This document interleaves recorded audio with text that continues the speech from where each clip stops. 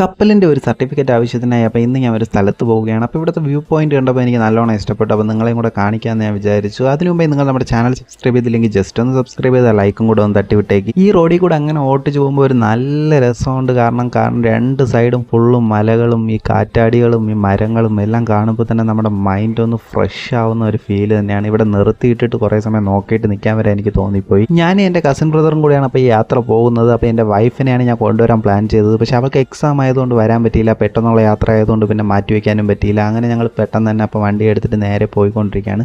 ഈ റോഡ് വഴി നമ്മൾ എത്ര സ്പീഡിൽ പോയാലും ഒരു കുഴപ്പമില്ല. കാരണം സ്ട്രെയിറ്റ് റോഡാണ്, വണ്ടികളും കുറവാണ്, ക്യാമറയും ഇല്ല.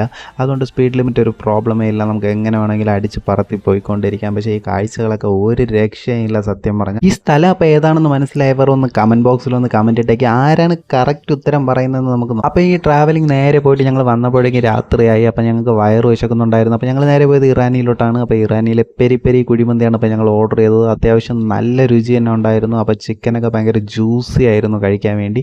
അപ്പോൾ ഇവിടെ നല്ല കൂട്ടം ഉണ്ടായിരുന്നു ഇന്ന്. അപ്പോൾ ഞങ്ങൾ പെട്ടെന്ന് തന്നെ ഫുഡ് കഴിച്ചിട്ട് പോകാമെന്ന് വിചാരിച്ചു. പക്ഷേ ഈ ചിക്കൻ ഞാൻ ഇപ്പോൾ കാണിച്ചു തരാം.